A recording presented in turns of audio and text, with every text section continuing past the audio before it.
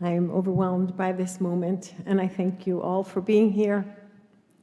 I want to thank first our special guests, Controller Lander, thank you for your warm words. And I also want to thank the other government representatives who are here, Eva Weiner, Pastor Monrose, Simon Seaback, thank you. I want to thank you, Rachel. I hope you're on the live stream for your warm and very meaningful words. You are a treasure. You are the best representative of JTS that I can think of, and I'm honored by your words. And to my predecessors, first, Chancellor Eisen, with whom I had the privilege of working throughout his chancellorship. Thank you for bringing your vision of North American Judaism to bear on this institution, most visibly on this gorgeous reimagined campus, which was designed to bring us together as we are together today. I thank you for that beautiful introduction, Alan. Very meaningful. You've been on this journey with me from the start. And I want to thank you, in addition to you, the entire Board of Trustees for their support, for their confidence in me. We, JTS, and me personally, are so fortunate for their leadership. Chancellor Emeritus Schwartz, thank you for your very meaningful introduction. Many decades ago, you saw in me a capacity for scholarship and leadership that I did not yet see in myself. You pushed me intellectually, encouraged my initiatives, modeled Menschlichkeit and kindness. I feel so fortunate to have benefited from your counsel and friendship throughout my career. I have the privilege of building on the achievements not only of my two immediate predecessors, but also of the 5 previous chancellors. I am honored to join their ranks, all the more so as the first woman in this role. I want to recognize others in this community who have made this moment possible. To my terrific senior team who challenge me and partner with me to develop the vision for JTS's future that you will hear about today. To the faculty, students, administrators, and staff whose day in, day out dedication to learning, to each other, and to the wider community enables us to thrive. And let's also acknowledge the unusual nature of this inauguration, as you have heard, just under the wire of 2 years since I began this role, a role I began simply because the calendar turned to July 1, but I was still sitting in my second bedroom on the same Zoom, probably with the same pair of pants. Maybe I changed my shirt. So it's thrilling to be here today in person and with all of you on live stream. And as we sang Rabbi Warshawski's gorgeous composition during the processional Zeh Hayom Asa Adonai Nagila V'nismecha Bo. This is the day God has made. Let us exult and rejoice in it. As you've heard from Chancellor Schwartz, my devotion to JTS stems from my family, individuals whose love of Judaism, of JTS, and of service to the community brought me here today. It is 102 years since my maternal grandfather graduated from JTS's Teachers Institute. You heard about my many family members who are alums. Happily, some of them are here today. They, like I, were drawn to JTS for serious learning, for community, for a rich vision of a learned, stimulating, joyous Judaism. And yes, that is the kind of Judaism I experienced at home. My father's love of Jewish learning, observance, and tradition. My mother's devotion to Jewish culture, especially the Hebrew language, and their joint commitment to bringing others closer to Judaism. In my maternal grandmother, I experienced a loving model of a woman deeply devoted to family and to her work outside the home. A dedicated volunteer initially, she moved into the work world, was widowed in her 50s, and eventually became executive director of a Jewish Children's Services organization. Little did I know that my own life would hew so closely to hers. As you heard from Chancellor Schwartz 18 years ago, I too experienced the premature death of my beloved husband and also of our adored son within 5 months of each other, leaving a gaping hole in our family that will never fully close.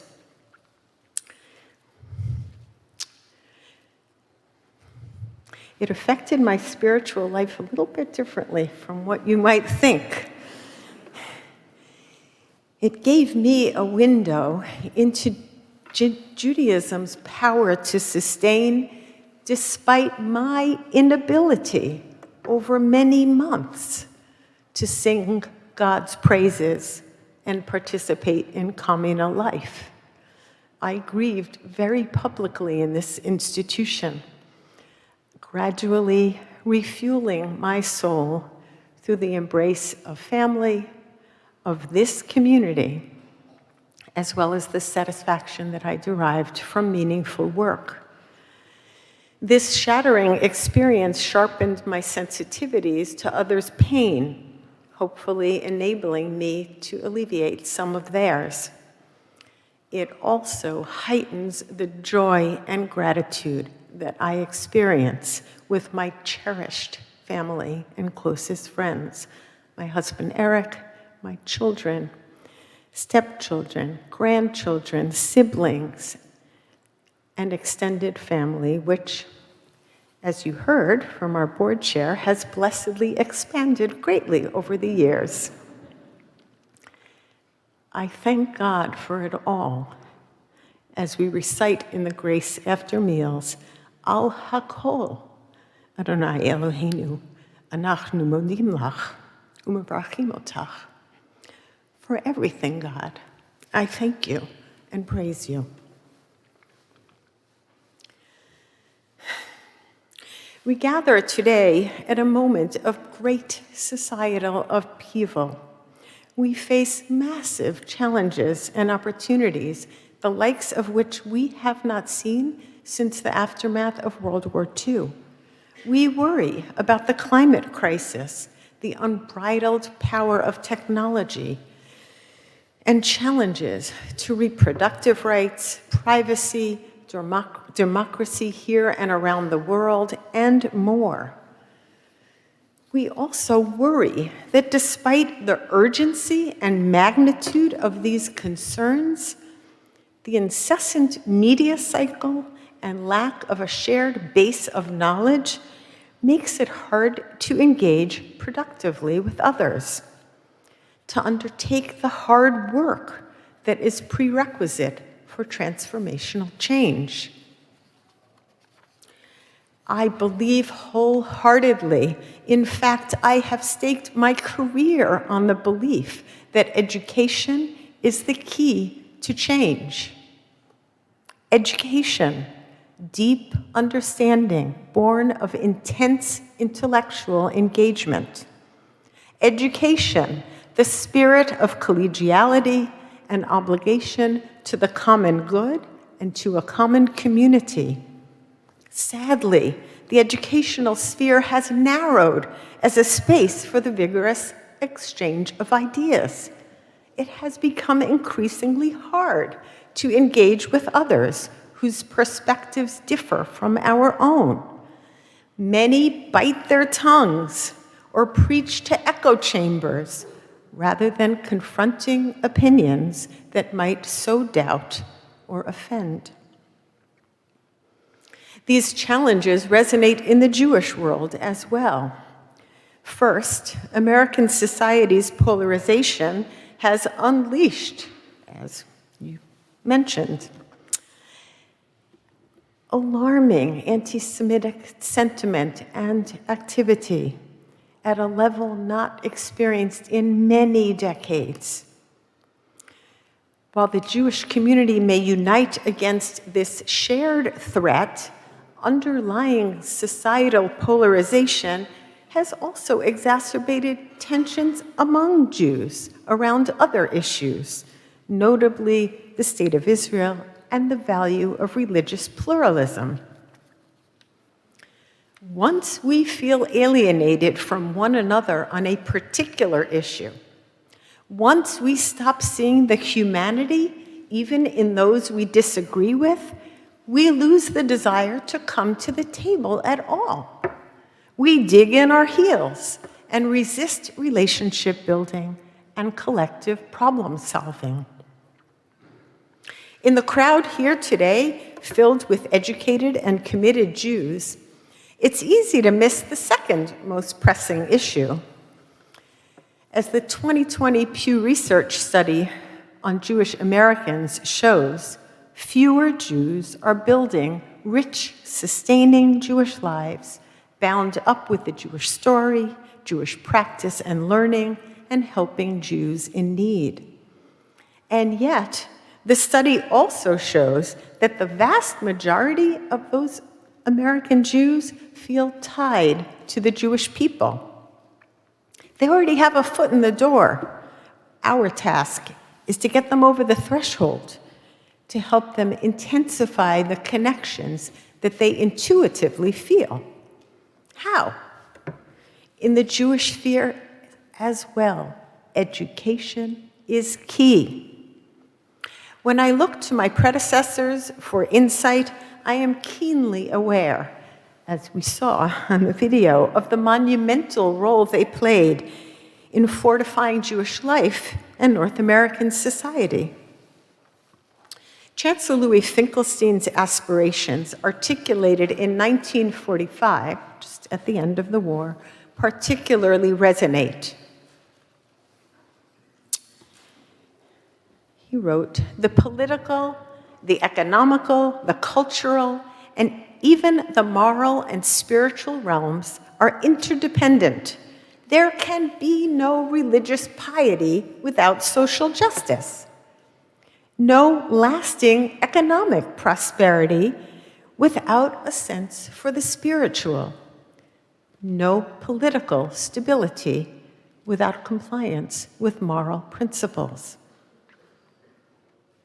This integrated approach, so rare in its day and rarer still today, epitomizes JTS's uniqueness and provides a compelling response to today's challenges. What do I mean by this? Learning to appreciate life's complexity in a nuanced manner. That is the foundation of an integrated life. That is the essence of JTS's educational philosophy, the cultivation of nuance, intellectual, religious, and emotional. First, a nuanced intellectual life. At JTS, we treasure our superb faculty who produce scholarship that illuminates our past, our texts, our values. We also treasure our material heritage, so much of which can be found in our library. Just 3 weeks ago, I was privileged to view a small women's Seder Brachot, a book of blessings published in Vienna in 1736, that includes a gorgeous Omer counter. It, along with recent scholarship, sheds light on the intensity of women's daily ritual lives. It touched the core of my religious longings by tying the daily practice of counting the days one by one from Passover to Shavuot to Jewish women's practice over the centuries.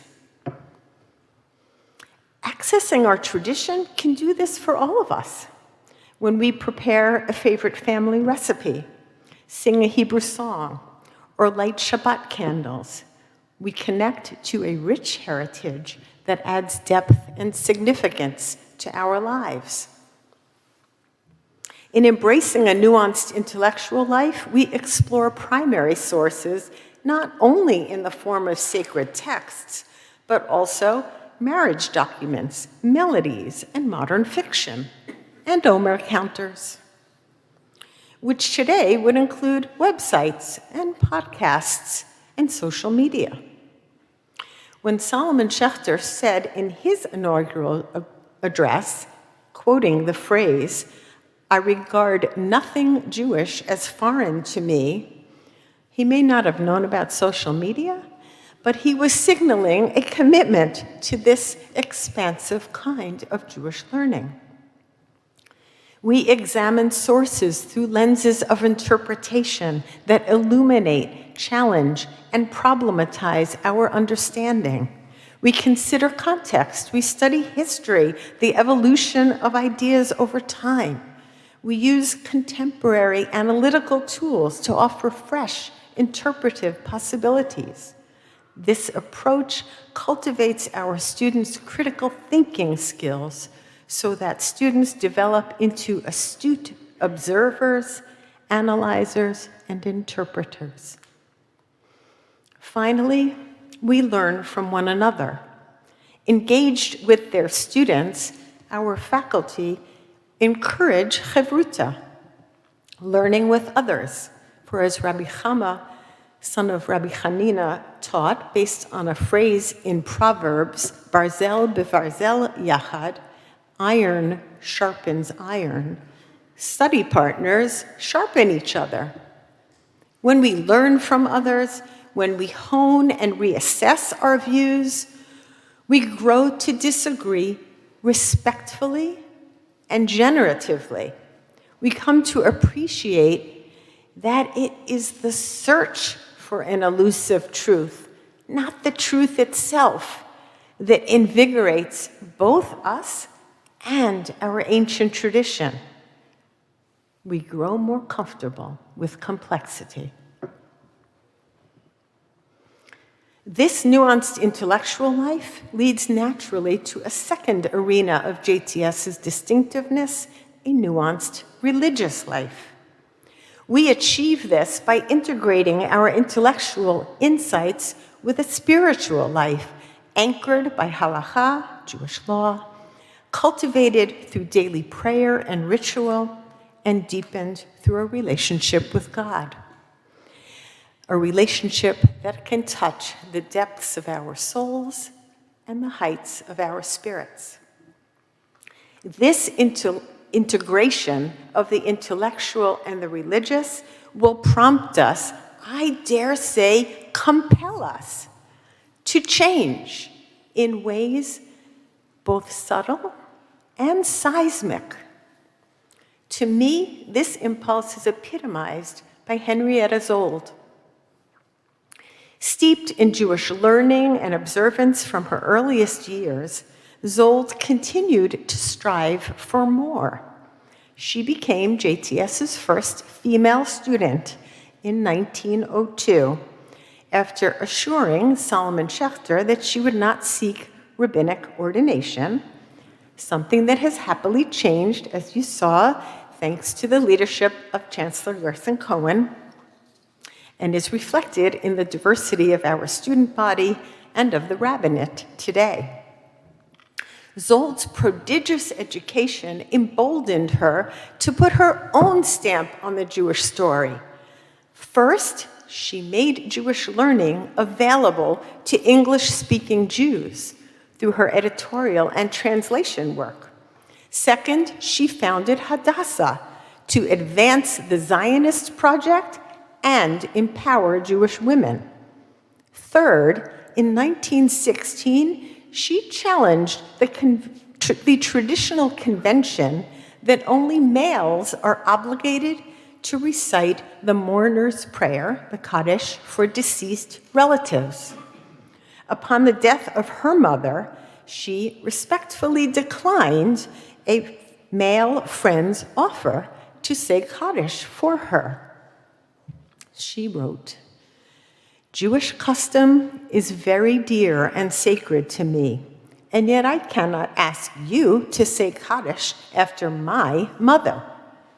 The Kaddish means to me that the survivor publicly and markedly manifests his wish and intention to assume the relation to the Jewish community which his parent had, so that the chain of tradition remains unbroken from generation to generation, each adding its own link. You can do that for the generations of your family. I must do that for the generations of my family." Zold knew that she needed both to maintain the unbroken chain of tradition and to add her own link to it. For Zold, as for us, a nuanced religious life must be anchored in the past and be ever evolving. Engaging with this tension, not fearing it, that is the essence of a nuanced religious life that we embrace, that we live, that we treasure at the Jewish Theological Seminary. When we cultivate a rich intellectual and religious life, we foster the third element of JTS's educational philosophy, that of a nuanced emotional life. We recognize the complexity of human emotion and know that we can love our family, our people, and our country, even though they will at times make us angry, deflate us, even break our hearts. Our tradition doesn't shy away from human frailty. Think of our Torah's depiction of our ancestors, Abraham, Sarah, Moses, others. All are flawed, all are complicated, knowing that we will occasionally be disappointed by those we love, feel exasperated by our study partners, and disagree with those we care about, does not deter us from engaging. Rather, it grounds us in humility, encouraging us to look more deeply into one another, to lift up their strengths and find our common humanity. We see the challenge of emotional nuance playing out around Israel. We feel joy and elation at the state of Israel. We celebrate its culture and achievements. Yet this state that we love so deeply can also sometimes crush our hearts when its government discriminates against our way of practicing Judaism, or when its policies fail to ensure the dignity and rights of Palestinians, Arabs, and others in its midst. As we do with our loved ones, we choose to double down on love, which drives us to work ever harder to shape and influence its choices and direction. Ultimately, this commitment to nuance and complexity prepares JTS students to develop their own compelling visions of change and effective plans of action in response to these urgent challenges of our time. In this moment of polarization and lack of deep Jewish engagement, I am also convinced that our nuanced approach is key to opening the doors to a rich, meaningful Jewish life for others in our community. Our educational approach, our programs, our stellar alumni can influence them to plant both feet within the Jewish community, which will ultimately lead it to a robust future. What concrete steps can we take to achieve these goals? First, JTS must make its exceptional offerings available to many more people by developing flexible degree and certificate opportunities, both here and online, to supplement our signature in-house programs, by expanding community learning and professional development opportunities, by optimizing the virtual platform that proved so effective during the pandemic when we grew to appreciate the deep hunger for our kind of learning throughout the world. Second, by educating future leaders who will bring nuanced conversations to the communities they serve and use the skills and dispositions they have developed to ignite transformational change. To amplify our impact, we will convene and model public discourse across the ideological and religious spectrum, bringing Judaism to bear on the major issues of our era. Our campus now, thank you, provides a spectacular setting for achieving this. Our initiatives will elevate JTS into a vibrant hub for nuanced teaching, learning, and engagement. At the same time, today's festivities speak to the many ways in which we will bring people in, as we are today in a hybrid manner, engaging with many in person and many also virtually. As we attract more people, we're going to give them compelling reasons to stay. How? We will bring leaders from various faith traditions together to address the moral issues of the day. We will expand relationships among our students and others drawn to lives of service through strategic collaborations with others, including our sister seminaries and Morningside Heights institutions. We will bridge the secular-religious divide by providing opportunities for Jewish artists, musicians, writers, actors, sculptors to access Jewish learning and living. Such experiences will not only deepen their art, but it will attune JTS students to the dynamic possibilities that can emerge through the integration of Judaism with the broader cultural milieu. We will nurture a mature and nuanced relationship between North American Jewry and the State of Israel. Finally, we will bring together a broad range of individuals to articulate the ties that bind us as Jews and generate a confident, courageous, and nuanced religious ideology, a conservative Judaism for this century. These initiatives are bold and ambitious, but as a historian, I also know that they build upon JTS's historic strengths. Solomon Schechter's early adoption of Zionism and promotion of conservative Judaism, Mordechai Kaplan's broad vision of civilizational Judaism, Abraham Joshua Heschel's political activism, all of my predecessors' interfaith engagement, and more and more and more. The North American Jewish community encompasses a wide range of practices, allegiances, and aspirations. Let's prepare all who engage with JTS to become the confident, innovative moral leaders that the Jewish world needs.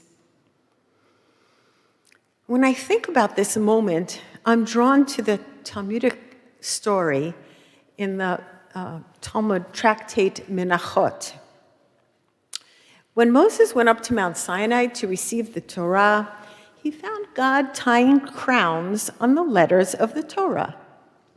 Moses asked, what was preventing God from giving the Torah without these decorative additions? God explained that these additions were important, necessary, that in the future a Jew would pore over them and derive Jewish law from each and every one of them. Moses didn't understand. He demanded that God explain. So God sent Moshe into the future and plopped him in Rebbe Akiva's study hall. Moses listened to the hum of learning, hoping to recognize words of Torah. Instead, he realized he didn't understand a word of what was going on. Dejected, Moses felt that his Torah knowledge was lacking. But then the story continues. When Rabbi Akiva was discussing a matter, the student said to him, Rebbe, minayin lach, my teacher, from where do you derive this teaching? Rabbi Akiva said to them, halacha Moshe miSinai. It is a law transmitted to Moses from Sinai. When Moses heard this, when he heard his name, when he heard a reference to the Torah that he would soon deliver at Sinai, nityashva da'ato, his mind was put to rest. He recognized that this new teaching would grow from the Torah he was about to receive. Moses came to appreciate that Jewish learning would and should be ever evolving. And God taught Moses, God teaches all of us who look at the letters of a Torah scroll, that evolution is divinely sanctioned, that through this process, Torah becomes eternally meaningful. That is our task as a people and as an institution, to educate ourselves and others, to probe our tradition for new meaning that will engage our minds and our souls, to provide nourishment that will give us hope in a promising future, to cultivate nuance and mature insight, and most of all, to educate the next generation of Jewish leaders who will carry on this tradition for generations to come. We have much to do. I look forward to partnering with all of you to achieve our goals. Together, we can jumpstart the change that fuels Judaism's longevity. May we succeed in our efforts.